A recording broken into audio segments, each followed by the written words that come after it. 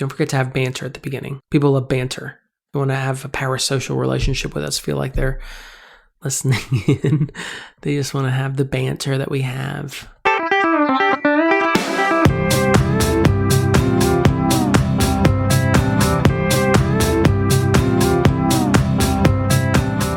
Hey, everybody. I'm just going to keep it casual. Hey, everybody. This is Your Inner Child is an Idiot. This is the podcast where we look back on things from your childhood and see if they were any good to begin with. My name is DJ.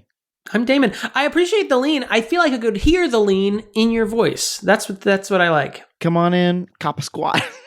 Cop a squat? You didn't even get a chair for these people? You can cop a squat. You can cop a squat in a chair. It's not a literal squat necessarily.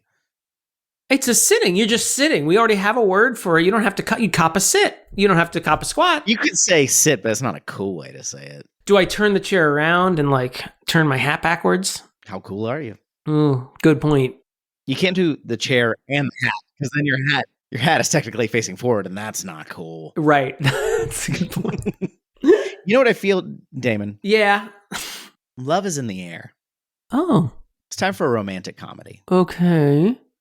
It's time for the prequel to another classic rom-com. It's the spiritual successor to a classic rom-com. It's the casting sequel to a rom-com we've watched before. The casting sequel? That's a thing I made up.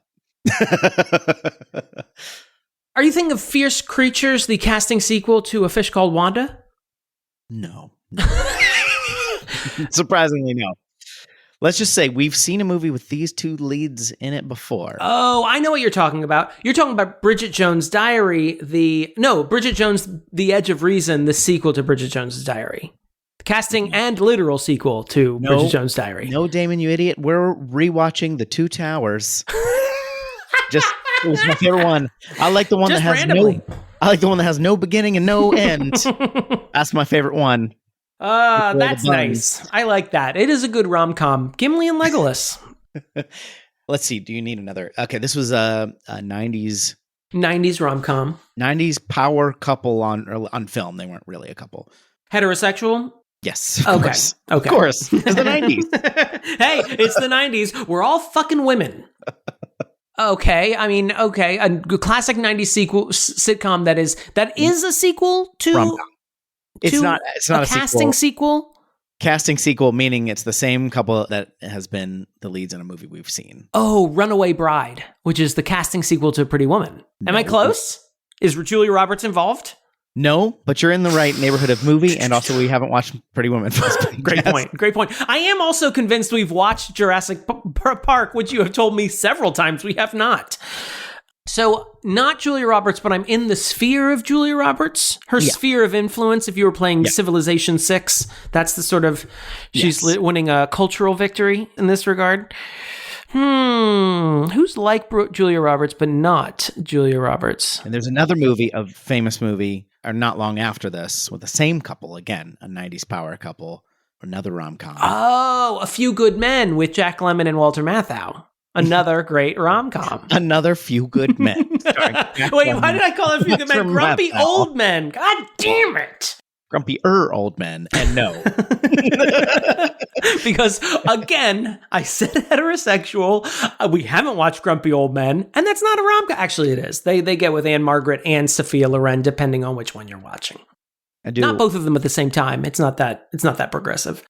Just, why don't you tell me the movie we're doing? I'm glad this is taking a while because I don't know that. You forgot what movie? Let's just say it takes place in a famous West Coast city and they don't get much slumber. Oh my God, of course. Sleepless in Seattle. In Seattle. Tom Hanks. They go on to You Got Mail, but they didn't have we have done Joe versus the Volcano. You're absolutely right. And I feel this is a little bit more in my own brain, but this feels like a spiritual successor to When Harry Met Sally, like the classic kind of setup rom-com that kind of became a structure. It's been a while since I've seen When Harry Met Sally too, so I don't want to lean too far into that. But yeah, Sleepless in Seattle, Tom Hanks, Meg Ryan, somebody's in Seattle. At least one of them. Jeff Bezos is there. Nirvana's there. Bill Gates has his mansion there. There's a Choluli, his artistic retreat is there. Rita Wilson's in this. Victor Garber is also in this, I believe. Okay. Owner and designer of the Titanic, Victor Garber. Did they meet on this? Did Rita Wilson and when did they become? I want to say yes, and I will say yes, because that's my headcanon. They met and fell in love while he was contractually obligated to fall in love with Meg Ryan. Ooh. Yikes. That's why he never worked again. Bill Pullman, is Rosie O in this? Is this, I get this one and it's You Got Mail? Sequel. I get them confused. And I think that one has Dave Chappelle. This one, Rosie O'Donnell is playing Dave Chappelle in it. Okay. All right.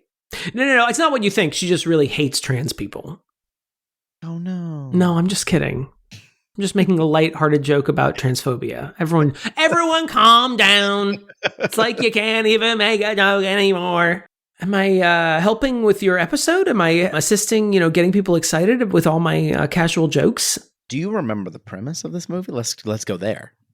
So, Sleepless in Seattle, his son, precocious son, calls into a conservative version of Loveline on MTV and says that he wants his dad's great, and he calls his dad Sleepless in Seattle, or that's his when people write to advice columns. Everybody I think knows that's it. And his dad doesn't know he did this. So he's sort of like, Meg Ryan is listening to the radio show across the country in New York, I think. Okay. Tom Hanks is the Seattleian, but eventually it ends at the Empire State Building. This is the one. Steak Building is what I said, and I stand by that. The Empire State Building. The Omaha Steak Building. In, surprisingly, New York City. It's amazing, but they did win it. New York City won it on Wheel of Fortune, and that's why it's the Omaha Steak Building. They said, we don't know where to put this, Pat, and so they just put it there. They won it in 1912. Little known fact that Wheel of Fortune was on in 1912. Did you know it was originally called the Empire Skate Building? And the whole thing was on a wheel? Wow.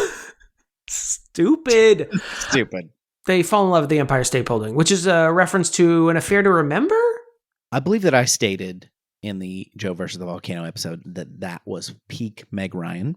Joe or Sleep? Joe. For me, it's peak Meg Ryan as far as my crush on her. I think this might be closer to peak Meg Ryan in terms of the cultural zeitgeist. We get it. You were ahead of the curve. You are a trend spotter. You write into Vogue and tell people who to have crushes on and who not to have crushes on. We get it. They're like, hello, preteen DJ. Who are you into right now? And you're I'm like, Topanga. And they're like, every year you just write Topanga over and over and over again. Yeah, I guess so. This is the beginning of Tom Hanks moving over to dramas. I mean, this isn't a drama, but... Is this before Philadelphia? This was same year as Philadelphia. It might have been the same year, but this is his last hurrah in straight up comedies, and then it's on to the Oscars for old Thanks after this. Was he into typewriters by this point? Do you know that? Chances are. I mean, he's probably made a few million from Bachelor Party and The Burbs in order to buy a few sweet-ass typewriters. Did you know that his entire career, he has been living on his money from Bosom Buddies and he's never touched the rest of it? The sweetest plum, Bosom Buddies. Now, when did he get into draining the blood of young children in order to stay young and wield power over the deep state? When did that start for him? Well, I mean, you'll notice that an executive producer on this movie is George Santos. We're beyond the looking glass here, people. I messed that up. Wait, you saw? It's a George Santos. I was gonna let it slide. I was like, I don't know if that really. George Santos isn't really known. George Santos is more known for claiming to have done things more than actually doing them. Wow, did I botch that joke? So we're gonna watch Sleepless in Seattle, and we're going to. If it does pair well with the blood of infant children. So I'm trying to remember the adrenochrome. That's it, adrenochrome. Mm-hmm. I'm pretending I don't know what it is. Me and DJ are also in the Illuminati. As you can tell from my youthful face, that I've definitely been sucking on the adrenochrome. Adrenochrome! I'm trying to throw him off the scent by pretending not to know what it is. My immense political power, probably. Well, I mean, you used to write for Vogue. You wrote Topanga Weekly, which is weird because it's a monthly magazine. So you just wrote 4 columns in each issue. They just put 4 in each episode. And it's just like Mrs. Topanga, whatever her last name is. Mrs. Topanga. It's like Mario. Mr. DJ Topanga. All right, we're going to watch Sleepless in Seattle. Wait, is Topanga the actress's name or the character's name? The character's name.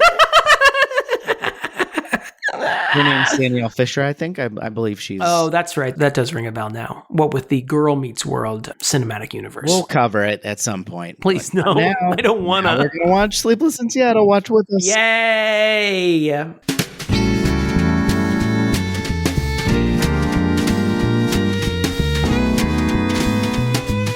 Damon, it's Valentine's Day. Love is in the air. There's like flower petals all up in my face. Yeah, like a standard Valentine's Day, yeah. There's 2 things you're going to want to do. You're gonna do this time of year. I'm going to want to do them. Okay, what are those 2 things? Engaging. Yes, and. Thank you. 1, you're going to want to fill out the survey that's in our show notes. It's going to ask you some questions. What if I'm not feeling it? Well, that's fine. What is the survey going to do for me? Well, the survey is gonna do a couple of things. It's gonna give us more information and let us serve you better ads and connect you with better information and all that kind of stuff. And it's also gonna get you a little 2023 recap episode. What? Oh, wow. Okay. You can't get anywhere else. If you like listening to this show, and hopefully you do, turn it off if you don't. There's so many other things to listen to. You're 20 minutes into a show you don't like. Go outside. Touch grass, as the kids Tinder say. Or whatever. Yeah, touch grass. I guess you could touch grass. I mean, we don't know where they are. That's the beauty of podcasts. You could be touching grass while also listening to a podcast you hate at 1.25 speed, no less. And if you really love us, if you want to go steady with us, you can become a patron if you want. Now, we got a lot of patrons. Don't get me wrong. I won't be able to spend time exclusively with you, but you'll be part of an elite group that I visit every once in a while. Orally. That's the kind of relationship you want to be in, right? Maybe this romance metaphor doesn't work super well, but anyway, patreon.com/your inner child is an idiot. Not to mention money's exchanging hands in this, this relationship. Really crumbles if you examine it too closely. Maybe don't. On with the show.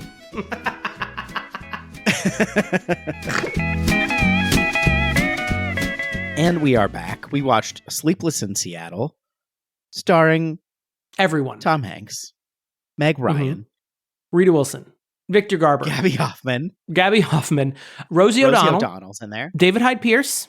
Yep. Bill Pullman. Rob Reiner.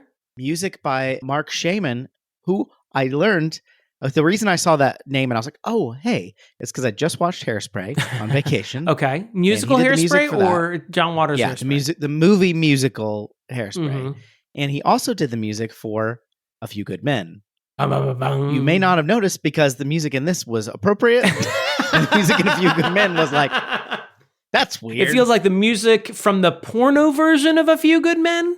Let's just say he had a good year of practicing between that movie and this movie. Since I chose this movie, I guess I shall recap. Them's the rules. Sam is a recently widowed architect, because this is a romantic comedy after all, living in Chicago. He and his son, Jonah, moved to Seattle to get a fresh start.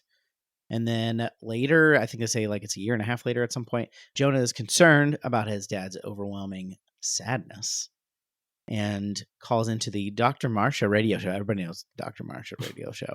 It's syndicated across the nation. Broadcast of Sleepless in Seattle, as he's called. Yep. On that is very popular and attracts a lot of potential suitors for Sam, including Baltimore journalist Annie, played by the lovely Meg Ryan, and some emotional infidelity and light stalking ensues, and then they get together at the very end of the movie. That's it. Sleepless in Seattle. You really front-loaded a lot of information, and then right at the end, it's just like, and they eventually fuck. So, I mean, no, they don't. They hold hands. Manual fucking is what I call that. That's where that word comes from. You did mention a lot of people in this movie, and it felt like every time I turned a corner, there was another recognizable person. And I couldn't tell if I'm in retrospect, I'm like, wow, there are so many people in this. But it's really like David Hyde Pierce at this time was not yet a person of worth. Well, a lot of people debate that, especially in political circles. Personhood begins at your successful sitcom. A successful sitcom that gets syndicated. That's when a person's worth is determined. So Rosie O'Donnell, she got her talk show, which was syndicated from the off. That's a person of worth. David Hyde Pierce had to wait 100 episodes. Yeah. Person of worth. I feel like Victor Garber would have been recognizable to a select group of people. Broadway facts. But not... Yes. I wasn't going to say it. I'm glad you said it. Also, same thing with Dana Ivey, who owns the house that she's constantly changing what she wants done by Sam. She's in one scene. Oh. But you might remember her from, she's in a slew of things. She's also a Broadway person, but she's in like the 2 Addams Family movies from the 90s. That's right. She was in Dirty Rotten Scoundrels. Is she the mom in Titanic too? No, that's the woman I've named, not Swoozie Kurtz. She's the woman who kind of reminds me of Swoozie Kurtz. Yeah. But anyway, I recognize that lady. I think probably from Addams Family.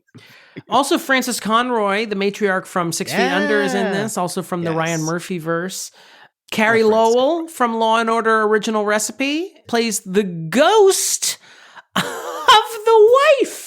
She was one of the many assistants to the assistant DA in Law and Order. She was also Mrs. Richard Gere for a sustained period of time. Did you say Carrie Lowell? Carrie Lowell. So Carrie Lowell. She was also the lead singer of Little Feat. No, that's Lowell George. That is a joke I'm smiling at. It's because it's stupid. Agreed. So I was reading a little bit about this, and if anybody is an Efron head out here, they can correct my timeline here. But it seems like, so she wrote this, and she had also written When Harry Met Sally, which we'll watch at some point. I had some hesitation on whether to do this one first or When Harry Met Sally, because that is like the kind of template setter. But I chose this one simply for the Hanks and Meg Ryan of it all. It just felt... Well, it's our second Hanks and Meg Ryan joint after Joe versus the Volcano, and I guess we'll eventually get to the third one, You've Got Mail, as well. So we're really table setting for a lot of rom-coms in our future. Is there another Hanks Meg Ryan movie I'm forgetting? I don't think so. Okay. I think it's just those 3. And this is the first, or the second of those, right? Because Joe versus the Volcano was first. I think this might be the first. This was before Joe versus the... I don't think so. Was it? I should know that. I feel like... no. Well, you sound like a robot. Was like 89. I do? Oh, yeah. I think hold on. I'm just checking it real quick. I'm on Screen Rant, a site we can all agree on. Yeah, it's just the 3. Screen Rant's ranking them and has You've Got Mail as number 1. I've seen You've Got Mail once, but come on. If you name it after a very time-sensitive phrase, I feel like that already knocks you down a peg. What about Sleepless in Seattle? Nobody has insomnia anymore.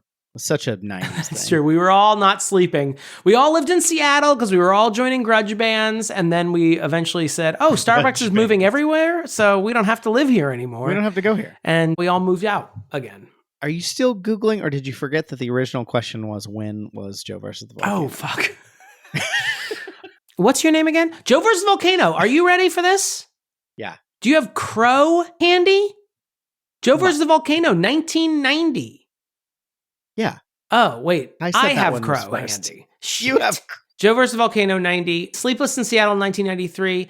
And here's the weird thing. You've Got Mail, 2027. We all have memories of that movie, right? It's one of the Mandela effect things. Sinbad is in it instead of Tom Hanks, so it wasn't actually on the list. So she had been Nora Ephron had been a successful screenwriter, but she came to this and there was already a screenplay and a director in place. I'm going to probably not get this exactly right, the timing of it, but it seems like that was in place. And then she got brought in to rewrite it because they wanted more comedy. It was kind of a sappier, like straight ahead romance. Mm-hmm. And then the director didn't care for the comedic direction of it, ended up leaving the project for creative differences. And then he wanted it more dramatic. It sounded like he wanted more like earnest. Oof. And I like, not to spoil it, but she added a lot of pretty funny elements, I think. I don't know if she's... I mean, the idea of this being played like completely straight, I don't think I'm overstating it, sends literal chills down my spine. The idea of this being played with a straight face. I think, without exaggeration, it would be the greatest human tragedy in the history of the world. I think we can all agree I'd rather eat glass than watch that movie. I know of Nora Ephron, but I think because of what this sort of movement became later in the 90s. Okay. The romantic comedy. Mm-hmm. I remember the riots, the rom-com riots of 1995. Look, when you grow up on the streets of East LA like I do, you remember things differently. I'm just saying, like, I think this started a trend, and I didn't like when I kind of came more into consciousness in my teens, which would have been the late 90s. After your coma. I was like, plus I'm like a teenager, so I don't know what the fuck I'm talking about. Not that I do now either, but I was like, now you have a podcast. These are stupid. This whole romantic comedy thing is stupid. And so when you go back and revisit it, I'm like, this kind of sets the table in a good way that I didn't recognize at the time. That's all I'm saying. The movement. That I mentally owe Nora Ephron's memory an apology. That's what I'm saying. I was looking over and I realized that I'm a sexist bastard because I find that I have sort of conflated her and Nancy Meyers into one thing. Yes. Yeah. So is Nancy Meyers more the like cable knit sweater vibe? Nancy, I mean, they're not dissimilar. Nancy Meyers also has a lot of like rom-com from upper affluent people, but I feel like there's like a bite missing in Nancy Meyers stuff. Like Nancy Meyers is Something's Gotta Give with Diane Keaton, Jack Nicholson, and The Beach. It sounds like that's somebody's name. And welcome to and Diane Keaton and The Beach. We got Jack here and The Beach coming at you mornings in the greater Duluth area. Why would you tell me where I am? Duluth. The Holiday is also Nancy Meyers. It's Complicated, which was about Meryl Streep making croissants and getting railed by two different guys. At the same time? I haven't seen the movie, so I can't speak to whether Steve Martin and Alec Baldwin have sex with Meryl Streep at the same time, but what a movie that would be. I'm impressed with the croissants while making sweet love to both. Oh, I didn't even think, because you can't get things to get too hot because then the butter starts melting and you're going to fuck up your layers. So, but you can't let it get too cold because then it'll be too stiff to roll. Because no one's going to want to have sex in the cold. But there is a lot of like Nora Ephron movies I do like. I mean, Julie and Julia was her last one, I think. She died in 2012. I think it was kind of a surprise to a lot of people.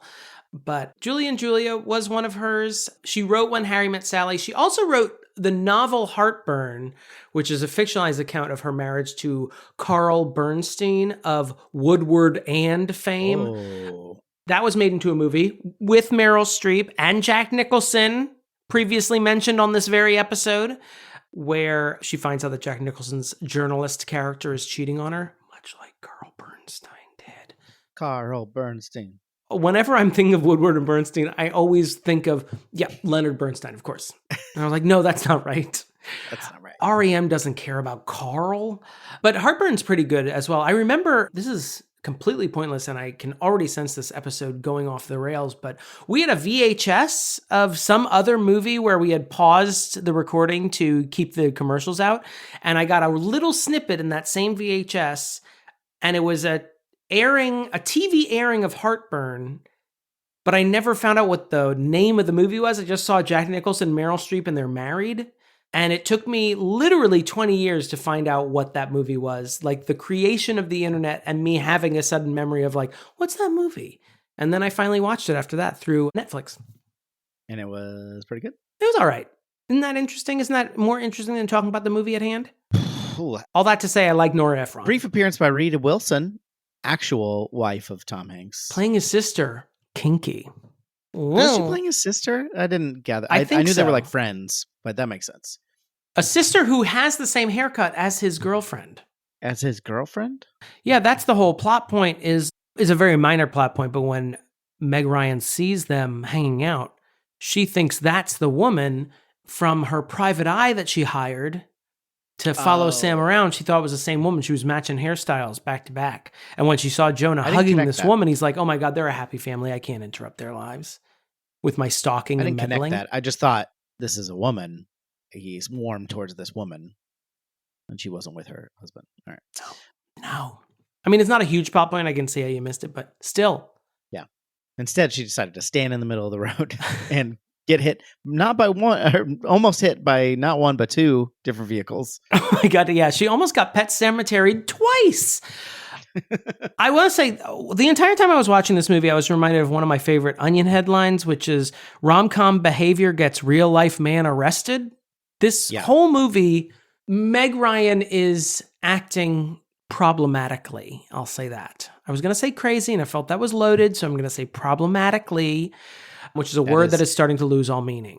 But she hears about a man on the radio, uses her powers as a journalist to find out his information, calls his home to get his last name, starts doing microfiche nonsense on him, hires a private investigator to take photos of him, gets a flight to his hometown paid for by her editor friend to go investigate him further, and then almost meets him at the Empire State Building. Goes to his house, stands in the street. No, goes to his house, follows him when she finds out he's not at his house, he's on a boat. She follows him in her car and meets him. Watches him the bay. Hang out with his child. Oh my God. Sometime. Haunting. Lauren said, that's some real stalker behavior. And she is not. Again, she has not met this man. She has only heard his voice on the radio while he's saying sort of bland things about his dead wife. Okay. I mean, I'm not trying to be dickish, but when that scene when he's like on the phone is very charming for his interactions with his child, but not as charming when it's like, what did you love about your husband? Or what did you love about your wife? And he's like, how long of a show you got? And then he's just like, she made everything beautiful. I'm like, okay, who doesn't? Who doesn't? Well, Natasha or whatever the other lady's name, that's who. Victoria. She laughed beautiful. So much. I want to say this, as a person who does suffer from hyenic laughter, I thought it was very grotesque the way this movie treats Victoria. She just is enjoying life, and you can't help when the gags take you what sound comes out of your mouth. This movie, which I don't think has like a strong point, but I do think it does a decent job of saying like, there's nothing wrong with, she doesn't turn out to be mean to Jonah or anything. She doesn't try to send him to boarding school like the parent trap. I think it's kind of refreshing because basically in Tom Hanks, Sam does say that to Joe. They like see her off at the airport, which pre 9/11 airport scenes are always a head haunting, trip, right? Yeah. I'm like, I thought that was a fever dream, but now it's depicted in fiction. You're just walking right up to the gate. You don't even have a fucking ticket. You're just wandering around, getting some Cinnabon and seeing your girlfriend off. But she gets on the plane and then Jonas kind of says something snotty to her. Like he actually doesn't, but he says it in a snotty way. He says she's like, I'll get you a snow globe. And he's like, yes, I would like that very much. And then, which is great. I do like that exchange, by the way. He goes, he's 8. And she goes, he's good at it.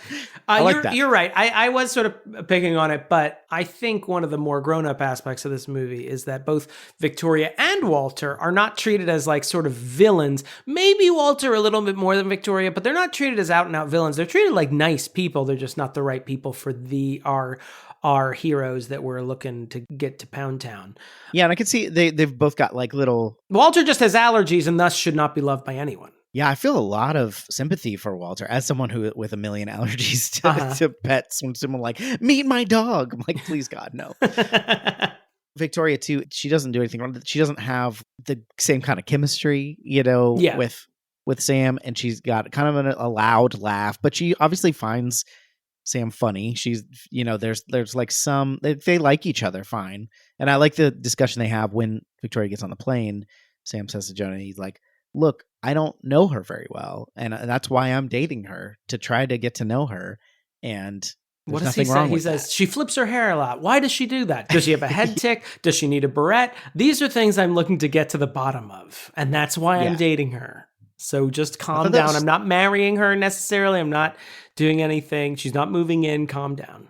It's a very charming interaction and explains dating on an 8-year-old's level. Yeah.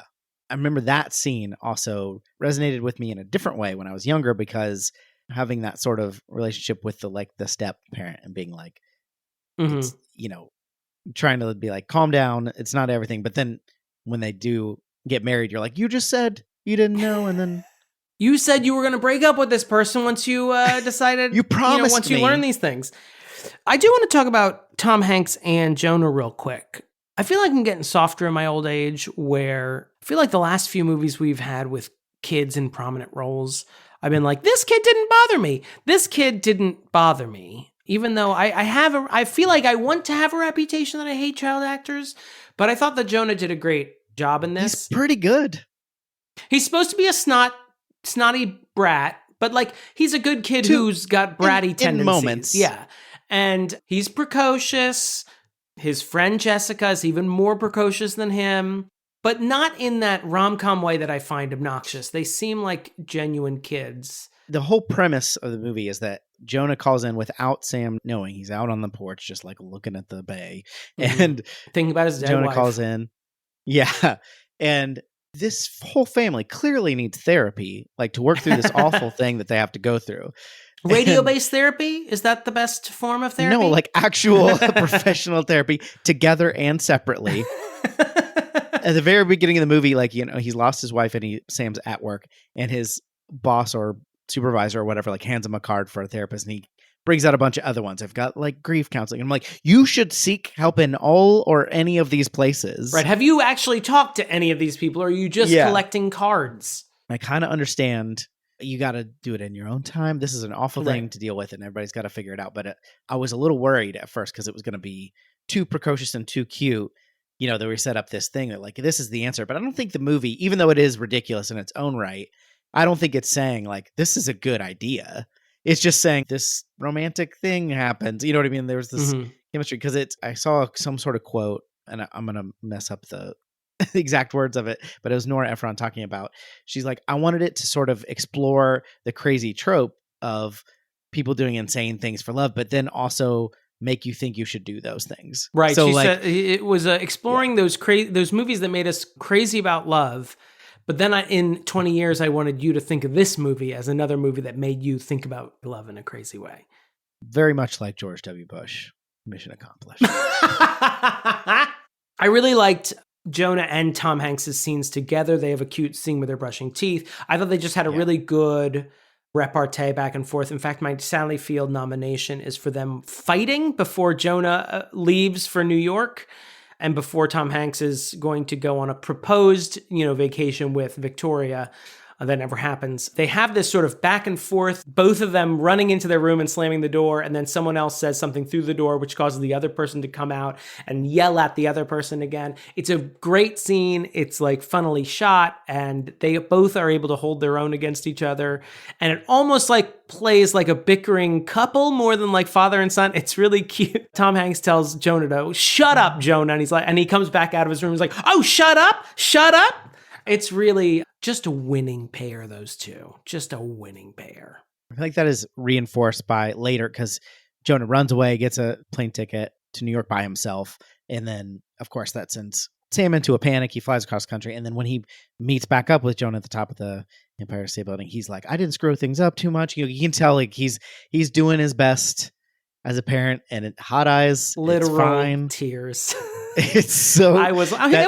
We're doing okay, aren't we? It's such a sweet, like genuine moment. They've really just. I feel like it's a really good scene when he says we're doing okay, aren't we? And his son's like, yeah, you're fine. He's like, I haven't screwed anything up. He's like, no, you haven't. It's so genuinely like if the movie ended there, I'd be like, that's fine. Yeah, that's all right. It felt. I think it's weird. Yeah. Yeah. I will second that for the Sally Field Single Scene Award, but I'm going to circle in my I have two other.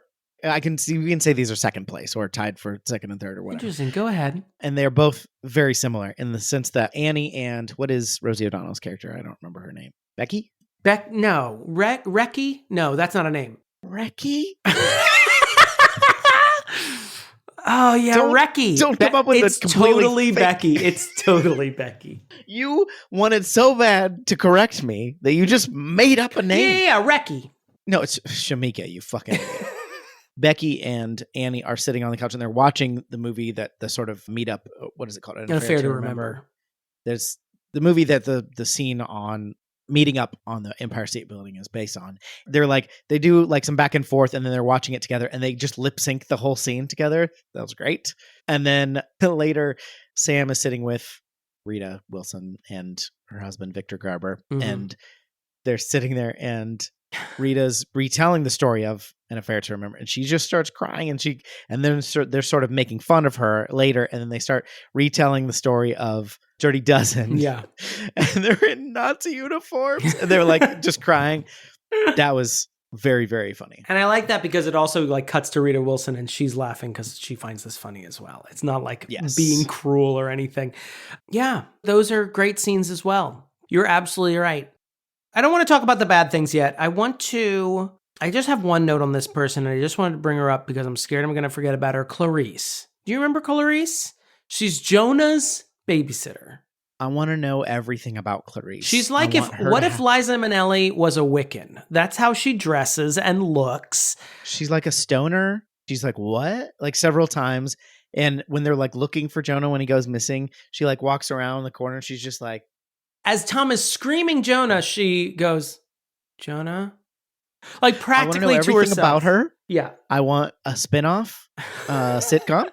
I want, when she walked up, I was like, what is Clarice's fucking deal? What's going on? And also there's before he goes on his date, he's like fretting. He's having like a complete breakdown about how he looks and all this stuff. And Clarice is not responding anyway. She's just watching TV with Jonah on the couch and eating popcorn. And she responds to no questions. She responds to nothing that's happening around her. I love her. She's just like a piece of furniture that's just there. Well decorated, very brightly colored. She's great. I wanted to know everything about her. I wanted her to be my best friend. Maybe she could be my date to the prom because because I'm a fag and I'm not going to the prom with a boy. Not in 1992. Speaking of Bill Pullman's character being annoying, his Lou Gehrig impersonation at the dinner table. So they tell her whole family that they're engaged, and then he does. And he hasn't met them yet. Today. I'm the luckiest man. He does the man in the whole world. It's very charming, and but no one responds to it. No one gets it. And also, and then they explain it. They're like, it's Lou Gehrig. And they're like, oh, yes. A historical reference, someone says. I really like that. I really like someone saying historical reference. Yes. I also like that same guy, after Bill Pullman mentioned that he's allergic to so many things, that same guy's like, I'm allergic to bees. And Frances Conroy, who's his wife, is like, he is allergic to every kind of bee. And then later they're making assumptions of, you should get married in the summer and out in the floral fields. And the guy goes, the bees. And someone said, what about Harold and the Bees? Deranged. But Bill Pullman, I feel like of the two, of Victoria and Pullman, as I alluded to, I feel like he gets the shooter end of the stick. He's sort of played for laughs. He gets more scenes too. She might have been more annoying. Right. She was right. But like he's allergic to everything, which is sort of treated like his fault. Like it's almost just like her hyena laugh it's supposed to be representative of every way she's not compatible with Tom Hanks. It's sort of be like, see, it's not going to quite work. His like allergies are the problem. And the movie sort of deals with it. Like if he eats a little bit of a nut, his head will expand and he'll die. He can't eat wheat. He can't eat strawberries. He's a mess. He has this humidifier that he's always filling. They have this funny moment where they're both in bed, Meg Ryan, or they're getting ready for bed, and they're sort of handing things to each other. They're almost the opposite in that they work almost synchronized in a kind of not charming way. Somehow, I mean, the movie does a good job of making it seem lame that they're so synchronized. She's handing him water for his humidifier. She hands him handkerchiefs before he needs them. They sort of finish each other's sentences, but it's not romantic. It's not sexy. It's just like, you guys may suck together. But yeah, I felt bad for him. If there was a gay romantic comedy, I would be the Bill Pullman and Dan Levy would leave me for Lee Pace or whatever. Yeah. Just because he's tall and handsome and I'm like this. Gotta be honest, that's a move up. It's a rung up on the ladder. Unlike Bill Pullman, I would be angry in the moment and then afterwards I'd be like, I would have done the same thing. What's wrong with him? And then you'd be like, go to him. The Victoria thing makes sense. We don't even actually see her discussion. We don't see the breakup. Yeah. Well, because as far as Tom Hanks knows, he's not breaking up with her. There's nothing to do. He's just going to New York to. There's a presumed breakup in the future after the credits roll. Yeah.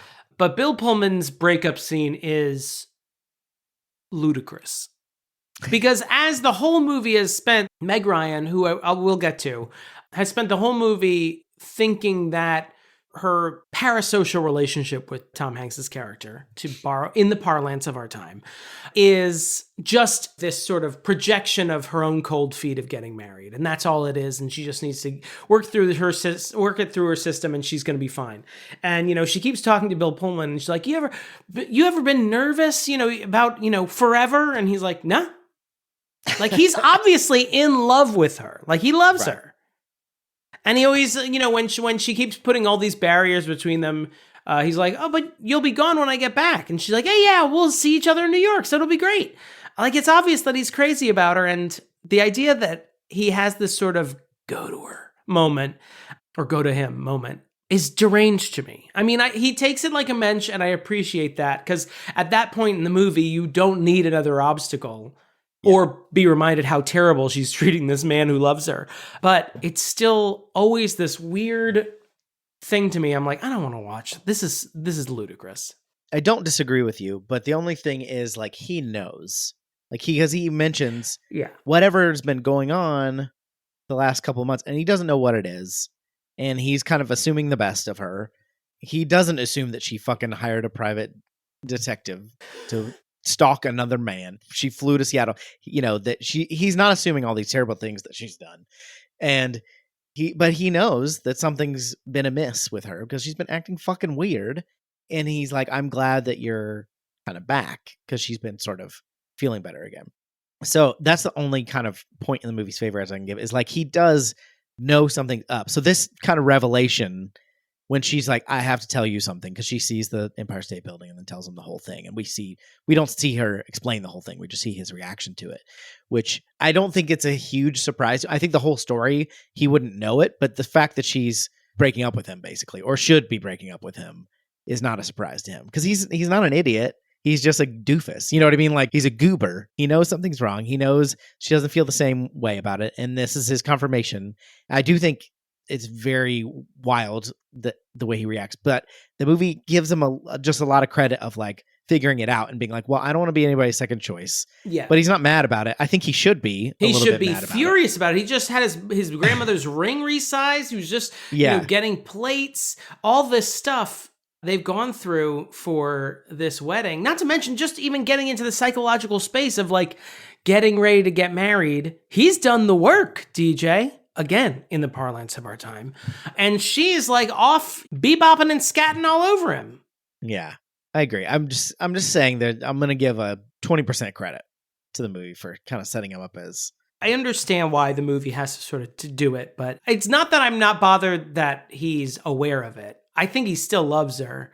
I think it makes sense that he's aware of it. The fact that he's so chill about it, vibes only on the breakup thing, is deranged to me. Yeah. He should be incensed.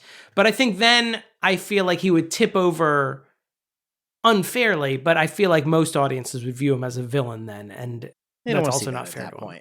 At that point in the movie, too, it's like, all right, let's get But it feels very, I don't know, this movie walks a very fine line of this sort of magical realism, or this magical thinking, this very arch, like, romantic idea, which sounds like, from what you were telling me about the pre-production, the history of, like, how the script sort of bounced around, makes sense, which might be the piece, the pre-Efron piece, BN, I call it. And then the sort of Seinfeldian, like, bantery, what if there's just a bunch of cool people hanging out in various cities across this great nation of ours, and, they just seem like cool people that you'd want to, get a drink with or get a coffee with.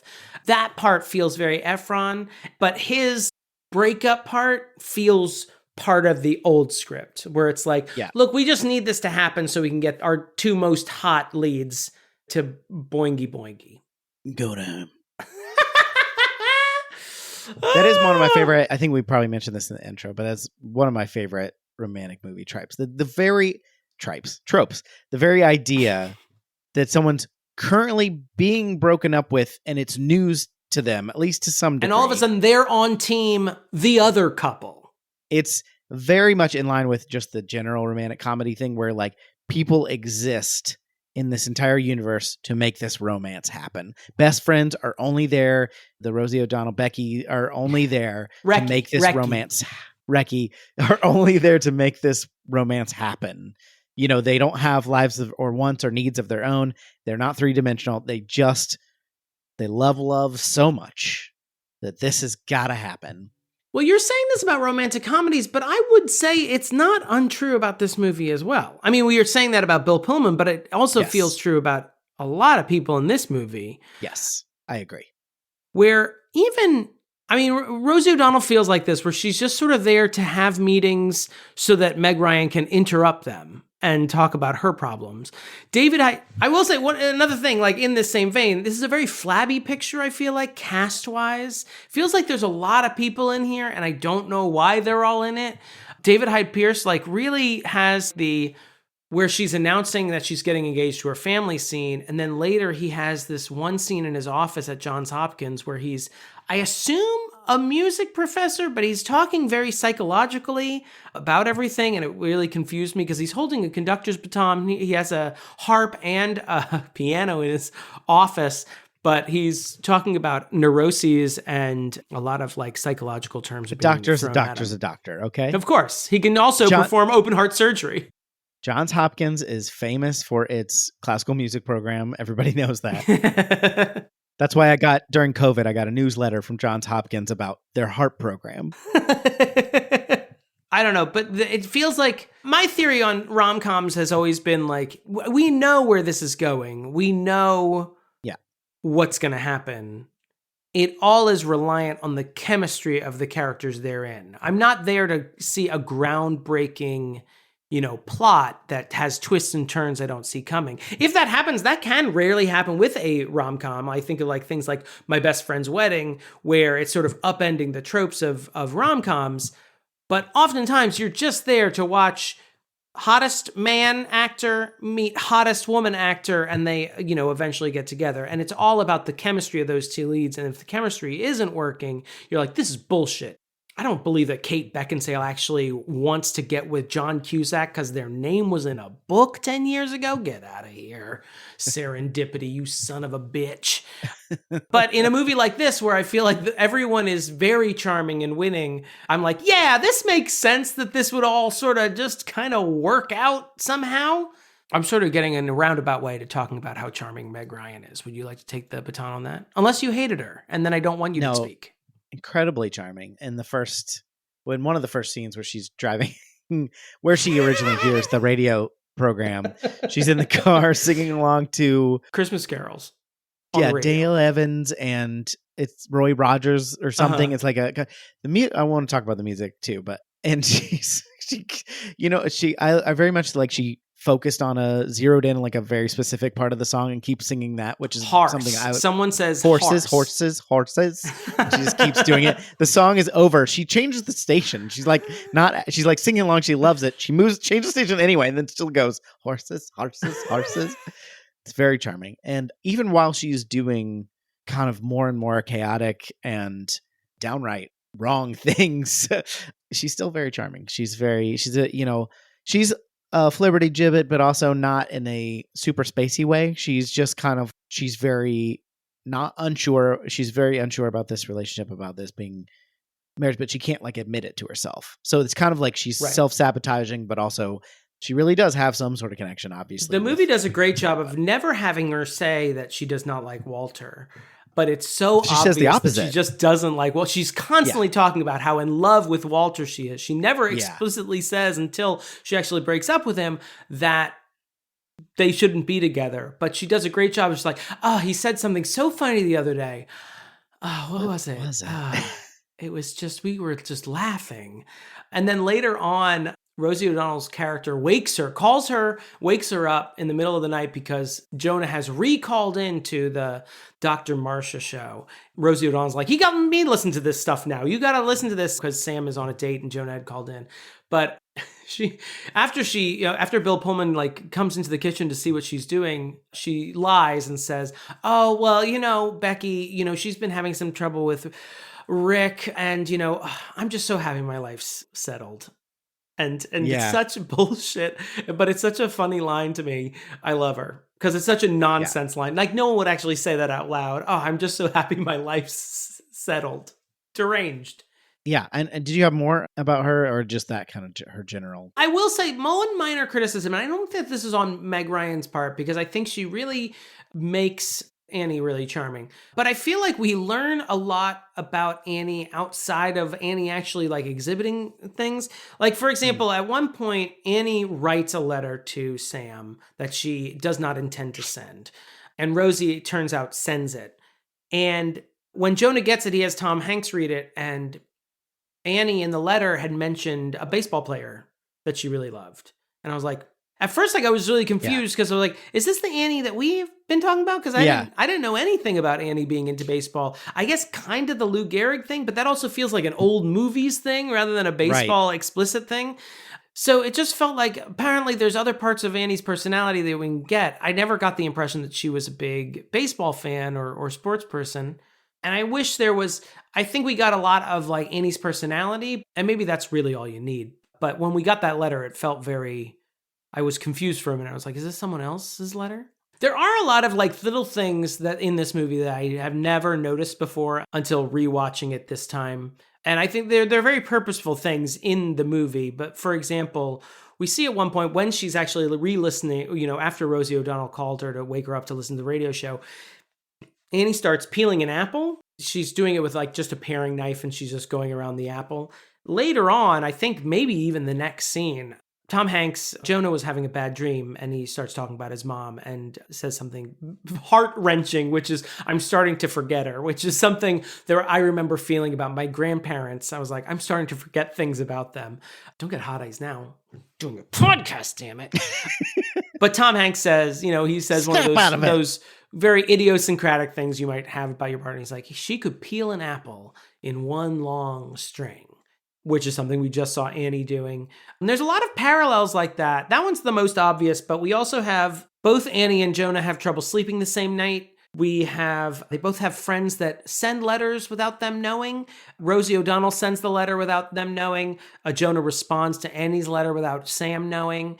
Of course, they have the Affair to Remember. Both of them have connections to this movie and Affair to Remember. We also have the same statistic about older women meeting the loves of their life. We both get a very similar conversation with Meg Ryan and Rosie O'Donnell talking to two coworkers in the newsroom. And then we get Rita Wilson almost making the exact same point to Victor Garber and Tom Hanks. Like, that is a faked statistic. That's not true, what you're saying. There's all these little moments that I think are really good at paralleling these two people. Yeah, I thought it was just like good. I mean, I don't know who originally did all that, but it's good writing, directing. It's just a good way to that's a thing like your final edit does, I feel like, or your final draft or whatever does. You kind of find these ways of weaving things together that just makes it a cohesive story and kind of wraps everything up. Oh, the butts, men's butts, the waitresses, when Annie stops in the diner, when she first hears Dr. Marsh's episode, the two waitresses working in that diner are talking about men's butts. Later on, Rob Reiner is talking to Tom Hanks about what dating is like in the 90s. He's like, all women just want a guy with a cute butt. And he's like, where did I hear that before? And he's like, you hear it everywhere. Also, Rob Reiner, who's sort of like in director mode, I forget how actually charming he is as an actor. He's really funny. One of my favorite lines is from this. He's talking about what dating is like. Another scene where Sam just gets a giant plate of clams. But I remember seeing it because at first there was a bowl over the clams, and I was like, that's a really fucking big burger. Yeah. And then Rob Reiner's like, you call her up, say, we'll look at swatches. And then they go talking about swatches together. Like, you don't do it like me. You do it suave. You do it like Cary Grant. And he's like, you think that Cary Grant would call a woman up to get swatches? And he's like, yeah, darling, come over here and look at swatches. It's very good. Yeah, that was the part that reminded me very much like Seinfeld. There's a lot of moments in here that just feels like single people complaining about dating, which is very much in my alley for Seinfeld. Yeah. Not as cynical as Seinfeld, but in that same like vein. In fact, they also reference the soup Nazi before Seinfeld does. I saw there's a guy in New York selling soup, and he's the meanest guy you'll ever meet, but it's the best soup you'll ever have. How good could this soup be? I don't know. I'm not a big soup guy, although it's good. You know, we have 7 inches of snow right now, so I might become a soup season for sure. Soup guy. You need I've got a new idea for the new. Now that he's off the weed, Snoop soups. Snoop, we're doing soups now. Yes, you can involve Martha. I don't have like a ton to say about Tom Hanks' character because we kind of talked over about it, I think. But I do want to point out that this movie does not know what an architect does because he is an architect. Mm-hmm. Generally speaking, I'm sure there's people that do both, but generally speaking, an architect will do the drawings, the drafts of a plan. They won't have little models in their house? He goes on site and making decisions and measuring. I mean, I'm sure they can. I'm sure there are contractors who are architects and vice versa. But it was like, are you a general contractor or are you a architect? Well, it is, as you alluded to, it is one of those jobs that just shows up in rom-coms, much like a magazine editor is a big one. Journalist doesn't exist. These aren't real jobs, people. But yeah, I did see that he had of course a draftsman's table in his home and models of homes as well, like structures he had built for those purposes as well. And I was like, wow, really taking his work home with him on the boat or whatever it is. I like Tom Hanks a lot. I mean, we talked about him with Jonah. I think those are his really stellar scenes, but just in general, he's fantastic in this. He's a little bit more neurotic in this, which I appreciate. You know, him talking about when Goddess Among Us Clarice is watching Geraldo with Jonah. He's like, here's a bottle of Ipecac in case either of you drinks any poison, and just running all over. He's like, no, I look stupid. I look stupid in this blazer. He's great. Tom Hanks. Our generation's Jimmy Stewart. Am I the first to say it? This is not the first time you've said it. That's for sure. So this level, Meg Ryan's at like a 10 out of 10 90s hotness in this. Where would you rank, for me, at least certainly at the time, where would we rank Hanks? Because he's more of a charmer. In the range of his own hotness or in the range of hotness all over the place? Okay. Hotness, but given the context of home field advantage, Tom Hanks' hotness.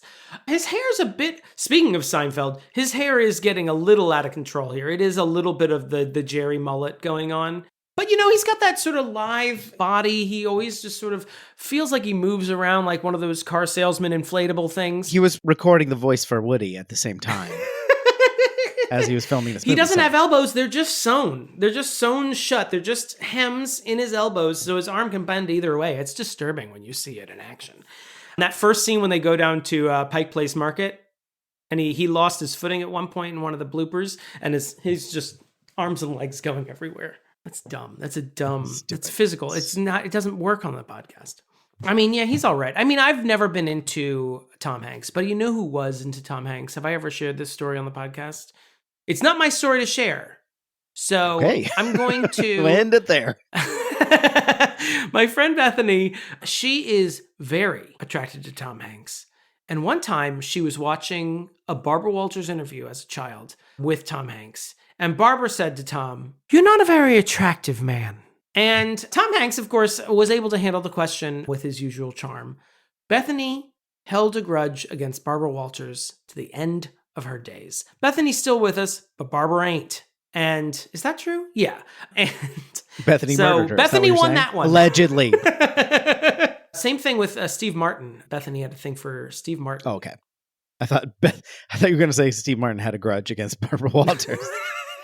I didn't hear about that. He and Steve Martin and Bethany conspired together to end Barbara Walters' life, allegedly. No one wants to hear me talk at length about it, but I just want to say, oh God, I got to give props to the music in this movie because I think the score is fine. Mark Shaman, good job. Hairspray is great. The score is fine, and in fact, you learned Hairspray. I forgot that year, 1 month that you spent learning the entire parts of Hairspray, and we shared a wall in our little house, and I remember I learned the entire show for an audition that I didn't get. Being a musician is fun. Anyway. Well, you have to learn it now for the audition because we don't have time to learn it on the show. No. I can't just learn a song and show you that I could do it. So the needle drops though, like music supervision in this, and I should have gotten the credits. This also feels very for some reason I also associate like jazz and pop, like these pop standards, like with Nora Ephron movies. I don't know if it's just this one, but I feel like it's also in You've Got Mail. I feel like it might also be in When Harry Met Sally.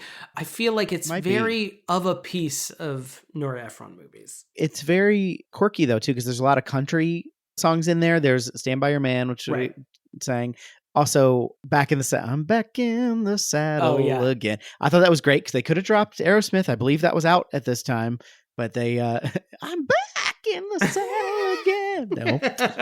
Okay. And they went for Gene Autry or whatever it is. The version of Jingle Bells Sleigh Ride is also in that sort of realm. Was it Ray Charles? There was a Ray Charles song on here. Was it there's Ray Charles in a version of Somewhere Over the Rainbow. There's Joe Cocker singing Bye Bye Blackbird. They had just, in the scene before, Jonah was talking about how she used to sing, his mom used to sing to him, and Sam was like, yeah, Bye Bye Blackbird. They don't play the song then, but right coming out of that scene, they played Joe Cocker's version of it. And it was good. It's just well done. Well music supervised, well scored.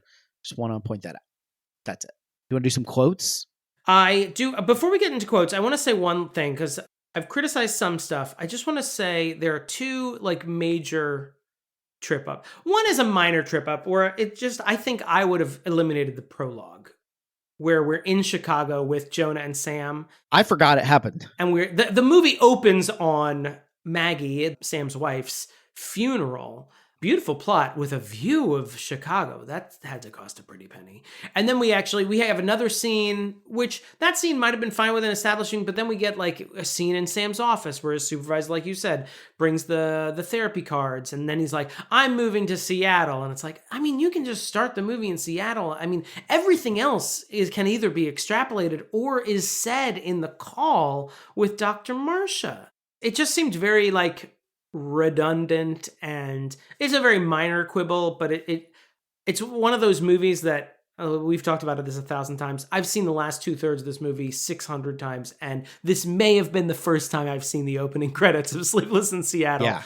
I've seen it so many times, and I was like, oh, I didn't know the funeral's in the movie. It just seems like a weird way to set tone for this very specific type of movie. The other thing is, I think we alluded to this, but the ghost that is in the middle of the first act of this movie. Oh, we gotta go, Scoob. It is deranged that Carrie Lowell shows up as her dead self in one scene. She just shows up as a spirit. Now, there is a silver lining to this, and it sort of ties into Jonah later saying, I'm starting to forget her. She can't remember her own phrase that she used to say. She asked to borrow if she could have a sip of Tom Hanks's beer that he just opened. And she's like, what did I used to say? Here's looking at you, or mud in your eye. And he's like, yeah, I can't even remember what the actual phrase, but it was a fun note that he might also be forgetting her slightly. Yeah.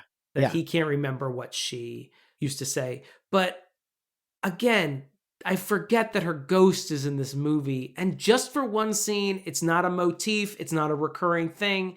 It's such a wild thing to include very briefly. There is a magical element to this movie, as we talked about, but that seemed like this isn't this movie. This isn't your tone. I guess it didn't bother me that much because it's clearly not it's not trying to claim it's an actual ghost or her spirit. It's like clearly his memory of her because of what you pointed out. And so it just seemed like a beat. I agree it didn't need to be there necessarily, but it didn't like take me out of it the same way. I think I just always memory hole that part of this movie, that her ghost shows up just for a brief pop in. Just checking in on you guys. Just was wandering around the ethereal plane and, pushing a boulder up a hill, and I just thought I'd pop into your houseboat and have a sip of IPA with you. I thought it was a little too much when they show her, and like you can no longer see her, but you see Tom Hanks' belt come undone, and then it just shows his eyes crossing, like she's filleting him. Another sour scene in a different movie I enjoy. What the fuck, Ghostbusters? Oh, yeah, just real quick. What do you think about the amount of time that Tom Hanks and Meg Ryan actually have on screen together? Because it's like 4 seconds. That might be the trickiest thing of this movie. I think the fact that Tom Hanks sees her at the airport without her seeing him, I don't want to say it completely rectifies the kind of sticky wicket in this movie, but it does go a long way in that he also almost starts to form a parasocial relationship with her. Yeah. And he's sort of following her around the airport, and he loses track of her because there's a marching band in town or whatever. And then he sees her again on the street. So it's not a complete stranger thing. And then when he sees her, of course, he'd be like, who is this woman that I keep running into on various coasts of our country? There is a lot of charm going on. And I feel like, of course, that's the movie, getting us into the mode of wanting these two to get together. But it's almost like a cathartic thing when you actually see them together. I think that the movie is effective in that regard. I think it's great. Yeah, finally, these two can hold hands. I think it's a great and unexpected way to do it. There's always the trope is the whole movie is keeping these two apart, and then they finally get together. So that's still part of this fabric of this movie, but the fact that they actually don't interact really. Yes, I was about to say, that being said, it is a little creepy that they just sort of stare at each other. They don't. Yes. I wish she had made him laugh or did something funny or we sort of the music swells and we can no longer hear their dialogue and we just sort of see them ha ha ha ha, like the Three's Company opening credits or something where they're just laughing and riding bikes. But instead, it's just them staring at each other. And it's a call back to her mom, in the attic saying, "I just knew, and I looked down at our hands and I couldn't tell which fingers were his and which were mine." But it still feels weird in the moment. We get of her being charming with Jonah because she's like, "Who's this?" Oh, this is whatever the elephant's name is, or the bear's name. I don't know why I thought it was an elephant. Pokey from Hudson Hawk. That's what it is. That kooky little elephant. Saw it coming. There's also at the beginning of the movie when Sam is being kind of more, he's grieving. I wanted to say mopey, but that's sort of rude. He's grieving, and he says it. They're talking about you'll meet someone, and he's like, the kind of romance that it doesn't happen twice. Mm-hmm. I think that's a good line. Yeah, he is depressed. He's upset, and it hasn't really been that long in the grand scheme of things. It's been a year and a half, and it sounds like it was a long illness too. It sounds like they were dealing with that for a long time. He seems pretty he needs to probably seek treatment, and he probably should take Jonah too. Take one of those cards, just one of those cards, just one of them. Give him a try at least. But he has a decent perspective on it. He's like, I'm just going to get up every day and take care of my son, basically, and try to move on. But I'm not expecting this to happen because I think I'm lucky for it to have happened again. And so I guess that's what I'm saying. The movie is maybe trying to he's in awe that he found it again, but it's you haven't talked to this woman at all. That's a romantic comedy trope where we're just they're going to go at dinner. Any number of the overpriced touristy restaurants around the Empire State Building. Yeah. What are we eating at the I Love New York Cafe? Jesus Christ. Just take your bag at the M&M store, fill up your bag, fill up her bag. That's $150. Isn't that insane? What about Harold and Bees? Just wanted to say that again. He's allergic to every kind of bee. Frances Conroy is so perfect as New England woman. Do you want to do quotes? Yeah. All right. This is the one I texted you because this is my nominee for the Catherine O'Hara Memorial MVP Award. 90s Rosie O'Donnell. Inject it into my veins, please. I want it. I love it. So the letters. Rosie O'Donnell sent Annie's letter without telling Annie. Jonah responded to said letter without telling Sam. And so they get this letter back under the guise that it's been written by Sam, but it's obviously been written by a child. And it says, "Hey, Annie, I got your letter. You sound neat." And all these just childlike phrases. And let's meet at the Empire State Building and see if we're M.F.E. M.F.E.O. And Rosie O'Donnell's like, M.F.E.O. And Annie, I'm almost embarrassed that she knows what it is. She's made for each other. And Rosie O'Donnell makes this perfect face and she goes, "It's cute." It's like a little clue. And I laughed and laughed and laughed. She's a very charming woman. What about you, Deej? When Annie is listening to the radio show and Dr. Marcia she does something. She makes Sam come to the phone or something. She goes, "Wretched woman." She has a lot of great moments on that call. And this is probably their first Sam interaction, despite being thousands of miles apart. Dr. Marcia says, "Now I don't want to get too personal here." And Sam and Annie both simultaneously, "Oh no, of course you do." Also, I want to point out that when Sam's on the phone with her and he's like, "Should I call you Dr. Fieldstone or should I call you Marcia?" And she goes, "Dr. Marcia." and Annie like rolls her eyes. It's like, this is so cheesy. And he's like, "Doctor of what?" Her first name could be Doctor. It's very good. You got more? I do. Jonah at one point is explaining to him a theory that Jess had worked over, which was that Annie and Sam had been unrequited lovers in a previous life. And because they had never requited their love, now that's why they are sort of circling each other's lives. And Jonah says, "And the reason I know this is because I'm younger and more pure." And it's also funny because at that point, Sam is chasing, or not, sort of following Annie through the airport. So he's not fully listening to what his son is saying, which is absolute nonsense. Another good Jonah line when it's Victoria, the girl, or girlfriend. Ricky, I can't remember. Victoria. Jonah's being an ass and like going to bed after dinner and says, "Thanks for dinner. I've never seen potatoes cooked that way." And Tom Hanks rolls with it and says, "Yeah, we don't see many We're potatoes. a rice family. We're rice men." Jonah also, I mean, this is a problematic quote, but he says when he screams, he has Dr. Marcia on the phone the second time, and he says, "My dad's been captured by a hoe." But later on, Annie references that line and calls her a hoe as well. And he's like, and she goes, "She didn't look like a hoe. She looked actually like she'd be one of our friends." But I was surprised. I was like, had hoe like integrated into common vernacular at this point?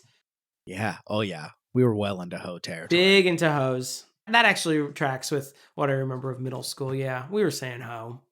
That's all the quotes I've got. Oh, I do want to point out, Jonah has a Lego pirate ship that I also had when I was a kid. Ooh, nice. Red and white striped sails. Pretty awesome. Run by Captain Redbeard and his dastardly pirates. Oh. Even when I was a kid, Captain Redbeard was the true anti-hero of my Lego universe. And it was the governor and all the Spanish battalions, the colonizers, that were the problem. Were he portraying Eric the Red or his son, Leif Erikson? No, these are just, instead of Captain Blackbeard, the pirate, it was Captain Redbeard. He had a red beard. Let's go to the verdict. Please. I thought that would be more engaging, this fun Lego story, but I guess not.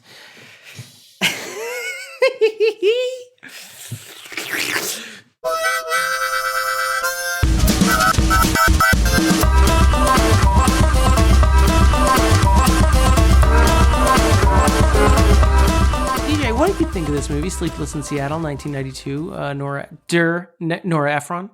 It's 93. 1993. Nora Ephron. Directors Guild of America. Your inner child is not an idiot. This movie's great. It's not perfect. I think there's a lot of funny. I laughed a lot more than I was expecting to. I was expecting to be mildly charmed, and I think I was high to moderately charmed. Did you feel the need to maybe call the police because a charm bomb was about to explode? Yeah.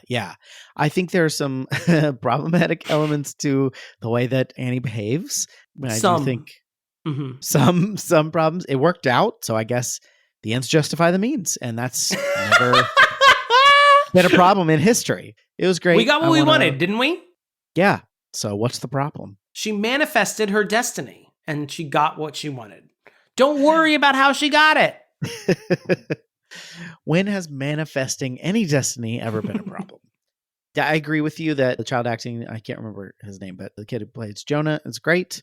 And their chemistry as father-son was great. And this is peak era Meg Ryan and Tom Hanks. I think they're great. Ross Malinger is who played Jonah. We haven't said his actual name, and I wanted to point that out. He apparently quit acting. He's now a car salesman. Good for you. get your child actor money, and then get out. Did I mention in the intro that he's also on an episode of Seinfeld where he is a Jewish kid getting his bar mitzvah and he renounces his religion after Elaine tells him just because he had a bar mitzvah, he's not actually yet a man? It's a great episode. I do remember that episode, though. It's the Shik's Appeal episode for those at home. Damon, what's your verdict? Hi, thank you. I am a little bit more torn. I feel like in a lesser film, we would have picked apart the very problematic elements of Annie's troublesome meddling and stalking. Yeah. I think it is buoyed by Meg Ryan being overwhelmingly charming, radioactively charming. She also is aware that she is being problematic. She knows that she shouldn't be doing what she's doing, but I can't wait for her to explain that to Sam and Jonah over dinner in the Empire State Building area. She's done. What is that, Midtown? But yeah, I cannot resist the charms of this movie. There are problems. There are logical leaps. There's Bill Pullman just being like, yeah, I get it. Go get him. But as I said earlier, rom-coms live and die by the chemistry between all of its stars. And I think this movie has plenty of chemistry, maybe a little too flabby on the cast, maybe a little too flabby on the prologue and stuff. But I can't fault it. It's a great movie. A good movie. I'll say that. I won't say a great movie, but it's a good movie. Your inner child is not an idiot. What do you think, everybody? Email us yourinnerchildsandidiot@gmail.com, or you can text us or leave us a voicemail 615-576-0525. Want to thank our friend Russ Weaver for the use of his song Top of Two for ad music. And if you want to support the show, go to patreon.com/yourinnerchildasanidiot. And we want to thank our current patrons, including Just Cuz, Lindsay Halik, Scalfasaurus, Heather Tuggle, Bill Haynes, Shit on the Cartouche, the Elusive fan Gromkin, Damon's Australian accent, Too Real, Zachary Hartley, The Hands of Fate, Captain Jean-Luc Picard, Jonathan Day, Lindsay Nell, T. Smith, David Mort, Larissa Maestro, Dr. Malcolm's, Heaving Bosom, Hizoner the Mayor, Jeremy Powlen, Jackson has an unhealthy obsession with Damon, James Taylor going to Carolina, The Zesty, Karen Kurd, Particle Man, the supreme ruler of this podcast. I'm still thinking about the only place we know that James Taylor doesn't live is Carolina. One of the two Carolinas. Because it's always in his mind. Beth Surmont, Travis Vance, Caroline Amberson. Tommy Boy is my favorite movie. Sorry, I didn't catch it. Let's just do that last one again. I think we got it. Tommy Boy is my favorite movie. I want to make sure that we support our patrons who have been supporting us. You're absolutely right, DJ. Tommy Boy is my favorite movie. Oh, I didn't think you liked it that much. Josh Frigo. And dramatically placed hot dog. Hey, dramatically placed hot dog. Gabby Hoffman, also in this movie. The owner of said dramatically placed hot dog. How about that? That is exciting. Thank you all very, very much. If you want to support like them, patreon.com/yourinnerchildasanidiot. And hey, if you don't mind, please fill out the survey. Please. Give us some information. You get an extra episode. I'm gonna get where we recap the episodes you've already listened to. But we'll probably say something embarrassing. I will say something embarrassing. Hey, Damon. Yeah? H&G. Hi and goodbye. I did like NY. And the dad confidently saying, no way. And he's like, no, that's NW.